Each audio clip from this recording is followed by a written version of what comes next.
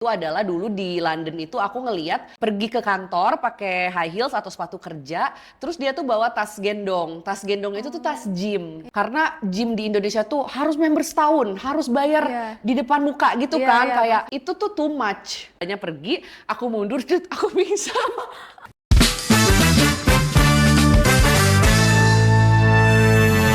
Hai guys, welcome back to Muscle Talks. Pastinya di sini ada bintang tamu yang pastinya paling ditunggu-tunggu dong sama sobat Muscle di sini karena karena kita bakalan langsung datengin BA kita yaitu Kak Anindita Hidayah. Halo, apa kabar? Hai Kak Anin, jadi buat kalian yang belum tahu Kak Anin ini pastinya health influencer ya. Terus juga drifter juga guys. Iya, Jadi, betul. Nah terus ngomong-ngomong Kak Anin katanya baru pulang dari Thailand. Betul. Terus boleh dong di-share kesehariannya tuh apa aja, terus kemarin ngapain aja di Thailand? Jadi kemarin tuh sebenarnya sempet struggling di Thailand gara-gara susah menemukan gym. Oh my. Ya kan? Jadi ternyata karena aku di Thailand itu kita kan liburan kan. Jadi stay-nya tuh kan di tengah kota gitu kan. Nah, pas aku datengin tempat gymnya itu tuh ya tempat gym daerah penuh gitu loh, kayak CBD-nya gitu. Jadi kayak bener-bener aku datang jam 2 siang tuh rame banget gitu, dan itu aku langsung anxiety gitu kayak gitu. Karena nggak pernah kan di Jakarta aku tuh pasti cari waktu yang sepi tempat gym gitu kan. Cuman ya jadi seru aja sih, jadi ada pengalaman baru gitu. Ternyata di Thailand juga powerlifting itu rame banget karena casually aku walk into a gym itu ada orang yang lagi powerlifting gitu. Seru sih, cuman pas kita flight ke satu kota kecil gitu, aku juga akhirnya berhasil nemu tempat gym yang akhirnya sepi gitu kan. Jadi kemarin lumayan sih bisa bikin konten sedikit-sedikit, walaupun memang diniatin kayak udah yang penting liburan dulu, yang penting nggak lebih dari 1 minggu nggak nge-gym gitu kan. Akhirnya aku ke tempat gym tuh sekitar cuma 3 kali dalam 14 hari. Jadi fun banget sih Thailand. Aku juga sering sharing tentang apa yang aku temuin di Thailand. Snack-snack proteinnya ya kan, di convenience store itu bener-bener bikin aku gampang banget untuk nyari protein. Terus kayak aku juga surprise banget kemarin nemu di convenience store itu ada apa namanya ubi gitu, ubi yang ready to eat, bener-bener. Dan itu dia dingin, dia bisa dipanasin, tapi aku cobain dingin itu tuh enak banget. Terus telur rebusnya juga ready ya kan, convenience store-nya.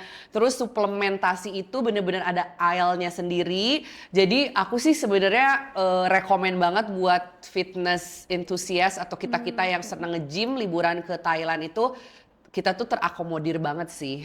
Oke, berarti pure ke Thailand itu liburan ya? Liburan tahun baru. Oh, liburan tahun baru guys. Tapi ternyata di tengah-tengah liburan ini Kak Anin masih sempat-sempatnya nyari gym. Iya, justru harus gym. Karena kayak apa ya, Bil, kayak gelisah gitu loh kalau nggak nge-gym, kayak ngerasa nggak produktif, ngerasa nggak ini. Emang sih kayak berat badan sih nggak naik parah ya, karena pasti kita punya otot ya kan.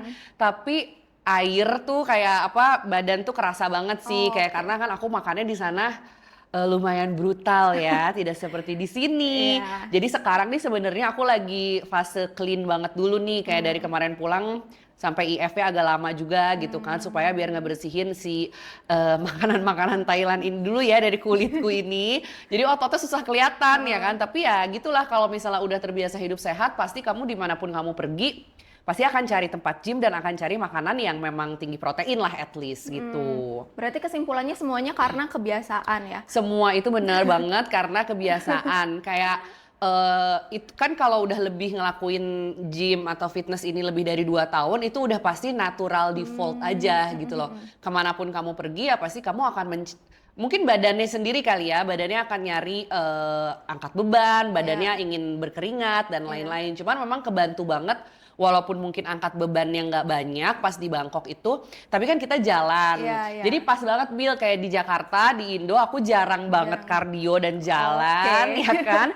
Nyampe ke Thailand malah dikasih jalan terus gitu kan. Jadi sebenarnya happy banget sih. Ya, jadi sebenarnya kayak ngebalance juga. Terus tadi katanya lebih dari 2 tahun itu pasti udah terbiasa banget dan tubuhnya juga kayak minta pengen berkeringat dan sebagainya. Nah, dari Kak Anin sendiri itu sebenarnya total banget udah berapa tahun sih olahraga gitu? Aku sebenarnya daftar gym pertama kali itu 2014 atau 2015. Cuman dan ada sih satu fotonya di tempat gym waktu itu 2015 tuh aku udah fokusnya tuh waktu itu masih squat. Masih kaki banget tuh, leg day banget gitu kan 2015. Aku tuh nge-gym rajin waktu itu tapi belum yang ngerti banget tentang resistance training gitu kan. Tenang guys, aku pun ada di fase ngomong ke PT, aku nggak mau berotot kayak Aderai. Aku pernah banget ngomong kayak gitu. Aku inget banget PT-nya siapa, aku masih follow sekarang. Nah, tapi aku inget banget momen itu. Terus akhirnya dia jelasin juga kayak enggak kok, Anin nggak akan jadi besar seperti laki-laki apa segala macam gitu kan. Nah, cuman saat itu karena aku minim pengetahuan dan ilmu juga, waktu itu aku rajinnya ikutan kelas Bill. Jadi kayak body combat, cardio class, yang gitu-gitulah.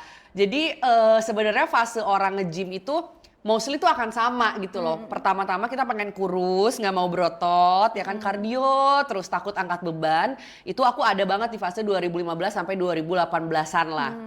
Mulai 2019 waktu itu aku lagi di luar, akhirnya aku mulai tuh terekspos sama fitness influencer di luar negeri gitu kan. Nah dan saat itu aku juga bener-bener kebuka mindsetnya tentang lifestyle hidup sehat itu adalah dulu di London itu aku ngeliat orang-orang itu pergi ke kantor pakai high heels atau sepatu kerja, terus dia tuh bawa tas gendong. Tas gendong itu tuh tas gym. Jadi buat mereka itu justru yang secondary tasnya, tas yang keduanya adalah baru tas laptop. Sedangkan tas pertamanya mereka aku pelajari ya di kereta, aku kalau lagi nunggu bus atau di dalam bis gitu aku liatin.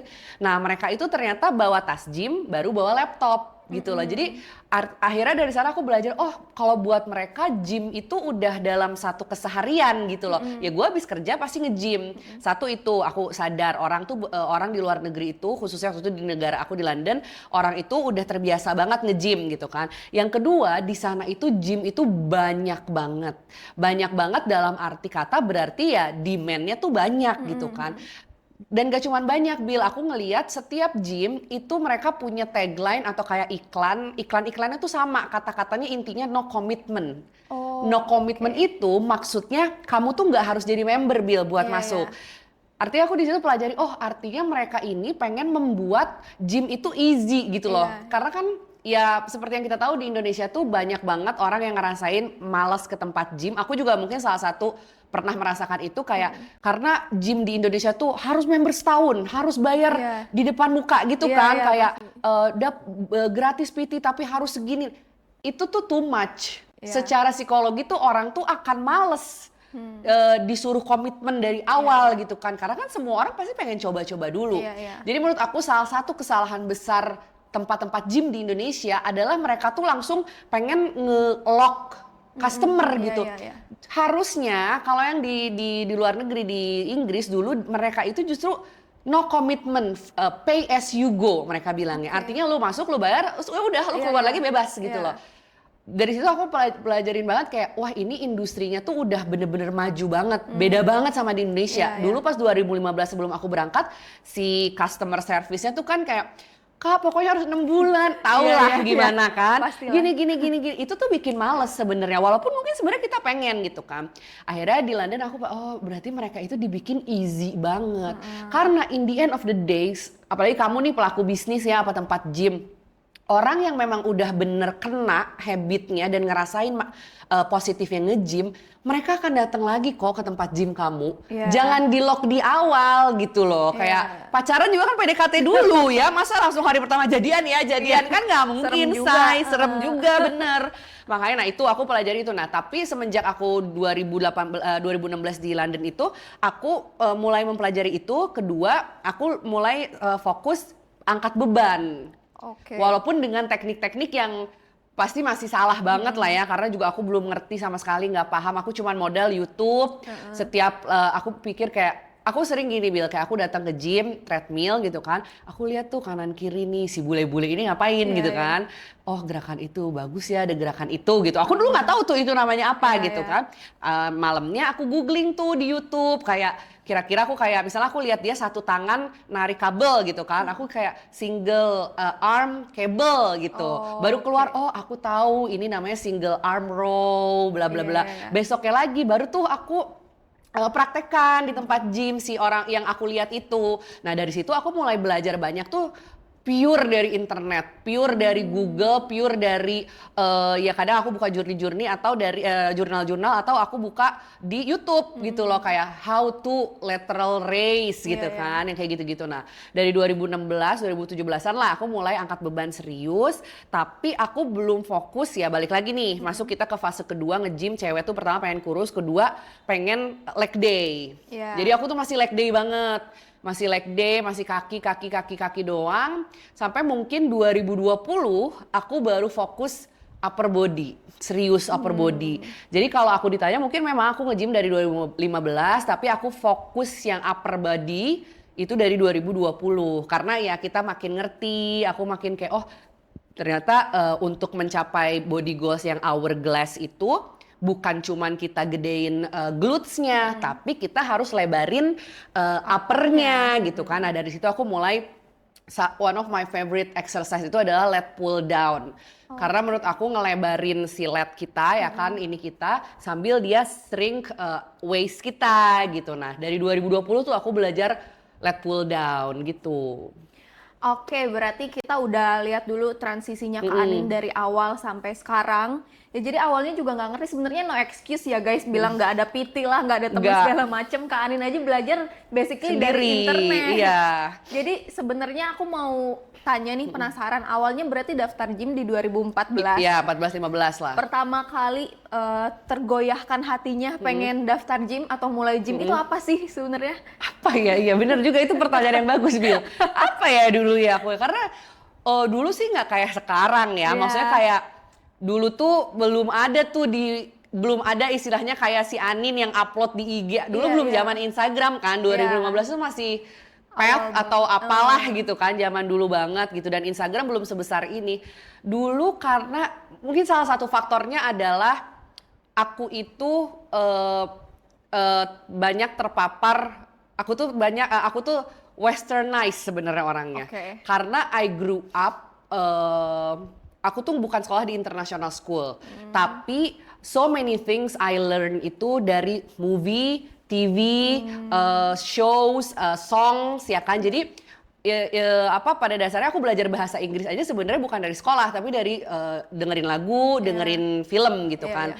Artinya menurut aku bisa ditarik kesimpulan apa ya, kayak globalisasi dan showbiz atau industri dari luar negeri ini ya kan, dari barat ini sangat menginfluence aku gitu kan. Nah jadi dulu aku nonton, jadi aku tuh semua nonton kayak shows atau kayak apa namanya, series-series itu kan pasti bule tuh. Nah di bule itu aku juga ambil banyak lifestyle mereka gitu loh, karena kalau di film-film luar negeri itu kan kita udah bisa lihat tuh anak-anak SMA tuh six pack, cheerleader tuh badannya bagus, terus cowok-cowoknya nge-gym. Terus aku lihat banyak tuh e-news lah, apa, aku nonton banget, aku baca berita semua Hollywood segala macam. Nah, jadi kayaknya salah satu bagian besar yang menginfluence aku untuk lifestyle fitness itu adalah tereksposnya aku akan Hollywood dan luar negeri lah gitu, karena di sini kan belum kayak gitu. Nah saat aku zaman nonton e-news, film-film zaman dulu lah, apa namanya, episode-episode bule-bule gitu ya kan. Waktu itu gym, mega gym yang kamu juga pasti tahu lah, awalnya C ya. Si gym C ini tuh baru buka tuh, baru banyak buka franchise di Jakarta, di Bandung dan lain-lain. Saat itu aku ketinggal di Bandung. Nah ya udah pas mereka buka, ya aku jadi pengen dong olahraga juga, karena yang aku lihat artis-artis luar negeri, penyanyi atau film-film di luar negeri itu gym gitu kan. Akhirnya udah aku daftar gym segala macam, ya dari situ mulai makin serius lagi gitu. Oke, menarik banget. Tapi kan kita tarik balik di 2014-2015, dulu tuh emang bener-bener sangat tabu gitu. Gym itu apa sih? Tapi kalau misalkan kita lihat sekarang di 2026 sekarang, orang tuh banyak yang udah mulai nge-gym. Bahkan cewek-cewek yang dulunya takut berotot, sekarang tuh udah mulai otot itu jadi goals juga. Betul. Nah dari Kak Anin sendiri, menurut Kak Anin sebenarnya apa sih yang berubah? Sebenarnya banyak banget ya yang berubah kayak dalam satu dekade ini 10 tahun mungkin. Aku sih ngerasa semakin kesini kita itu semakin mudah mendapatkan informasi, mengakses informasi.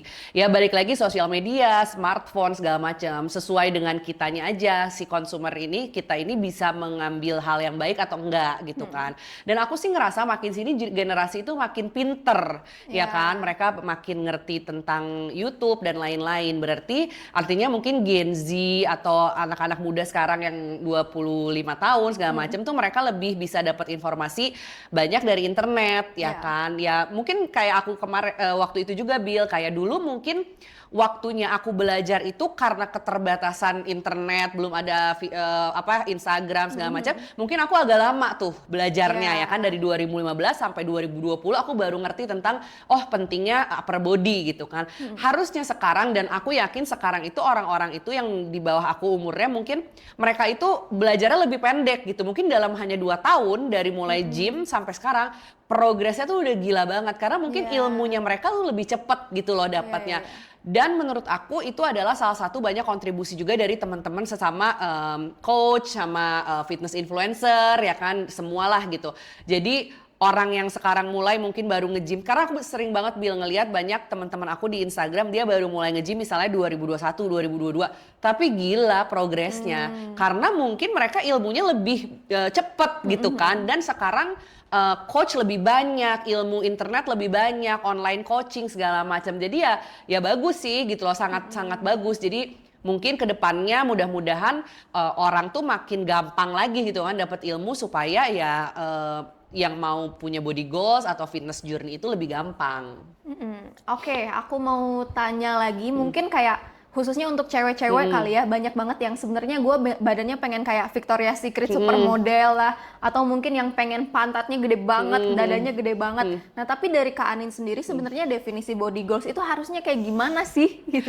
Body goals ini dari 2021 ya, kata-kata ini nggak hilang-hilang. Body goals kalau menurut aku, body goals itu adalah keinginan kita, fantasi kita akan diri kita saat kita melihat di kaca gitu kan. Kayak mungkin kita pengen, kalau perempuan pasti pengen perutnya kecil tapi pengen six pack tapi pantatnya gede ya kan. Impossible, pilih satu sayang, abs atau pantat ya. Jadi mungkin body goals tuh hanya kata-kata simple lah, kayak maksudnya kayak ngelihat orang langsing, ih dia body goals banget, lihat ih Kak Anin body goals banget deh segala macam. Mungkin itu udah kata-kata yang sudah overuse ya menurut aku. Karena body goals itu sendiri tidak bisa disamakan antara satu orang dan orang lain gitu loh.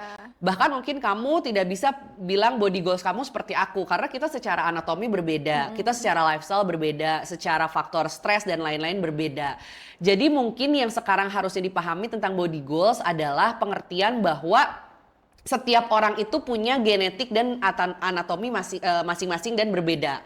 Artinya kita itu nggak bisa body goals cuman sesimpel aku pengen kayak Miranda Kerr, Victoria's Secret gitu kan.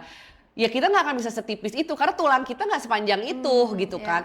Tapi yang bisa kita lihat adalah body goals aku pengen lean, pengen kecil kayak supermodel Bella Hadid misalnya. Oke. Di badan aku artinya kecil itu berarti kan body fat aku harus diturunin gitu. Tapi looknya, hasilnya ya mimpi kalau kita kayak Bella Hadid ya kan, dia aja tingginya seberapa gitu kan. Jadi beda lah, tapi makanya misalnya jadi body goals itu nggak boleh kayak orang, tapi justru kayak aku pengen body goals aku pengen ototnya lebih gede. Aku pengen body goals perutnya bisa six pack. Aku pengen body goals glutesnya lebih naik atau hamstringnya lebih keluar atau glutesnya. Jadi mungkin lebih general aja harusnya body goals gitu kan. Bukan kayak orang itu gitu loh. Karena banyak juga aku lihat di Instagram kayak cewek-cewek yang akhirnya sekarang makin sadar juga. Mereka suka nge-story, suka bilang kayak akhirnya aku sadar aku tuh tipe badannya kayak Kak Anin gitu kan. Ya itu, jadi yang badannya kayak aku anatominya itu kan nggak akan semua orang kayak aku tuh torsonya panjang Bill. Jadi untuk aku mendapatkan look pinggang aku lebih sebutannya? Curve-nya itu lebih bengkok gitu, itu lebih gampang. Kenapa? Karena torso aku tuh panjang ya kan. Jadi setelah rib cage, ya pasti Ada ini, gitu iya. gitu loh. Tapi orang bilang, iya Anin bagus pinggangnya gini-gini. Namanya manusia ya. Aku tuh sebel sama torso aku yang panjang. Aku pengennya torsonya pendek, kakinya yang panjang. Oke. Biar ya tau lah kalau cewek kan pengen pakai celana pendek apa segala macam.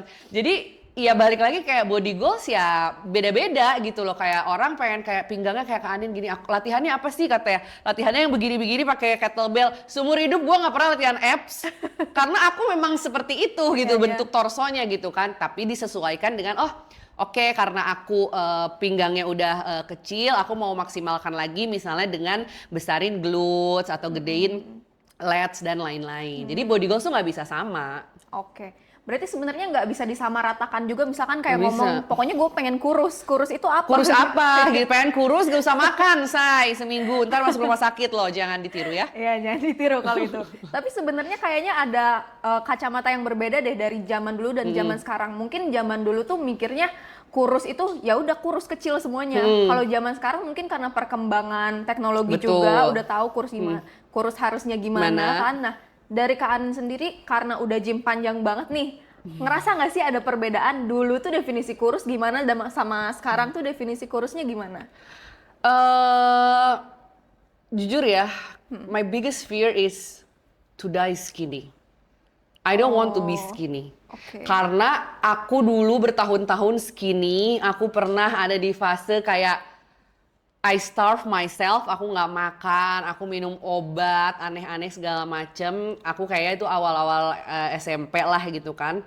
Dan it ruined my body gitu loh. Jadi aku tuh sempet, aku punya penyakit, bukan penyakit, I don't know apa sebutannya. Aku tuh punya PCOS. Jadi itu hormonal imbalance gitu. Jadi period aku tuh nggak bener gitu kan. Dan itu tuh terjadi setelah aku pahami segala macam ke dokter, wah bolak-balik ke dokter bla bla bla bla. Kita tarik balik gitu ya dulu, kenapa nih, apa di masa pertumbuhan aku yang salah sampai aku tuh sakit gitu kan, ada sesuatu yang salah lah gitu. Ternyata dulu tuh emang aku nggak makan Bill gitu loh, kayak jadi pas masa pertumbuhan aku umur 15 tahun waktu itu ya, SMP lah 14-15 tahun, aku tuh jadi karena aku pengen kurus kayak ya nggak tahu lah, mungkin dulu aku sih lihat superstar apa siapa, Britney Spears atau siapa, ya Allah tua banget Britney Spears. Apa namanya, lihat artis lah atau lihat siapa, intinya aku pengen kurus gitu kan. Aku tuh sampai minum obat pelangsing dulu gitu loh. Bayangin anak SMP beli obat pelangsing, iya Allah gila gitu kan. Dulu aku inget banget belinya di Facebook. Sampai aku harus, gue gak pernah ceritain ini loh. Menarik. Sampai aku inget banget Bil, aku waktu itu lagi, aku SMP kan belum punya ATM sendiri lah ya. Iya. Aku itu minjem ATM orang tua aku, kartu ATM ke ATM bersama di kayak supermarket gitu, terus aku transfer manual pakai ATM. Dulu kan belum ada m-banking dan lain-lain kan. Bayangin, ya Allah gila, Anin lu mikir apa? Bayangin aku transfer ke si seller itu di Facebook, dia terus itu datang obatnya. Aku inget banget obatnya tuh bikin deg-degan ya. Guys, ini buat education only ya. Jadi obatnya bikin deg-degan, gak mau makan. Aku ingat banget sehari itu aku cuma makan apel 1 deh kayaknya. Oh my god. Itu zaman aku pertumbuhan kan. Itu ekstrim banget. Ekstrim banget. Nah dari situ aku tuh jadi darah rendah. Aku tuh punya darah rendah sampai sekarang. Gara-gara itu juga. Gara-gara itu kayaknya. Jadi darah rendah sampai pernah gongnya. Ya Allah, tolol banget gue, sorry. Malu. Ya udah gak apa-apa. Lesson learn ya guys. Eksklusif ya, cuma di Muscle Talk. Lesson learn ya. Di tempat lain nggak ada soalnya. Ini juga belum pada tahu nih. STC juga belum tahu. Belum ada yang tahu loh tim di sini. Jadi aku makan apel apa pir gitu ya setiap hari pas SMP, aku inget banget. Sampai gongnya adalah aku ke toko apa gitu Bil ya, lagi mau ngantri ke resepsionis apa ya, pokoknya kayak ada lobbynya lah gitu Kak, silahkan isi gitu kan. Oh mau facial atau apa gitu, salon. Aku lagi gini ngisi, oke makasih gitu kan, aku berdiri kan, makasih kata mbaknya gitu kan, mbaknya pergi, aku mundur, aku pingsan. Tapi itu sendirian? Terus habis pingsan, sendirian Bila, aku pingsan, terus gak tahu kayak, ini kayak mimpi sih, kayak beberapa, malu, beberapa detik tuh aku langsung bangun sendiri lagi gitu, karena aku malu, aku pingsan.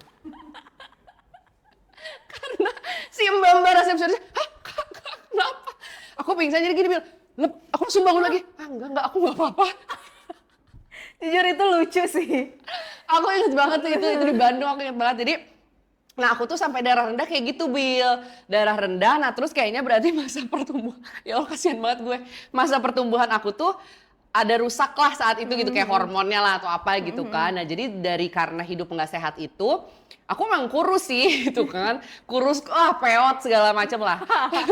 Kayak orang Bandung pasti tahu. Kita Bandung Pride anyway. The Cock guys, you know The Cock, kalau kamu parkir nabrak The Cock. The Cock, nah. Nah, dengan kedekokan yang ada, dengan kepeotan dan kedekokan yang ada itu, yaitu aku periodnya nggak lancar. Dari situ aku jadi sakit segala macem. Jadi aku juga pasti ada lah di tahap pengen kurus gitu kan. Cuman ya itu tadi kata Bila bilang, karena mungkin sekarang ilmu udah lebih banyak, orang udah lebih pinter-pinter ya kan. Si bego aku ini juga udah belajar ya kan.